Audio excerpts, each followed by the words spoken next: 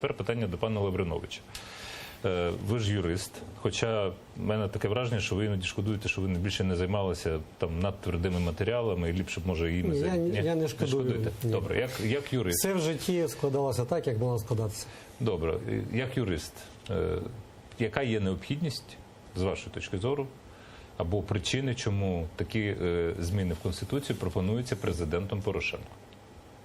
Ну, найперше, напевно, якщо ви так уже наголошували на професійному цеху, то я маю сказати про те, що є одна проблема дуже велика, яка в ближчому майбутньому може багато чого перекреслити з того, що зараз робиться по внесенню змін до конституційного тексту, оскільки сам конституційний цей текст, яким ми сьогодні керуємось, у 2014 році народжений поза конституційною процедурою.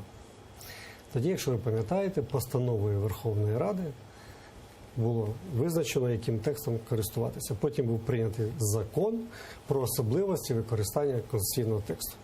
Тому що ж ви ж зі своїм патроном, я перепрошую, в 2010 році накрутили.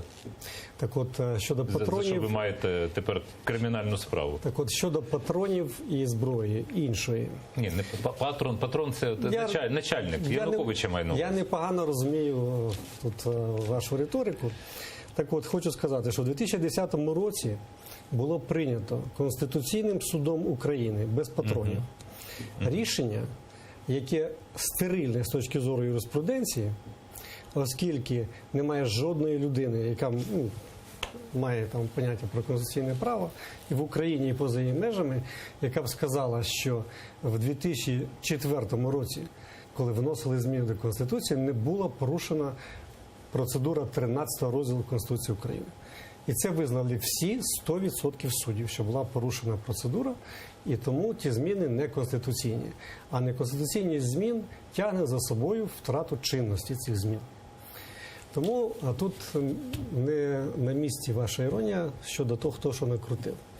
Оскільки в даному випадку... Ви мені забороняєте мати іронію стосовно... Ні, будь ласка, ви можете мати що завгодно. Ви як юрист даєте свою оцінку. Але я просто вам кажу, що в даному випадку було абсолютно чисте правове рішення, і Конституційний суд виконав свою контрольну функцію, яку він зобов'язаний виконувати. А що ж він не виконував? Ні президент, ні міністр юстиції до цього жодного відношення не мав. А чого ж так не турбувало це, значить, партію регіонів, поки була каденція Ющенка?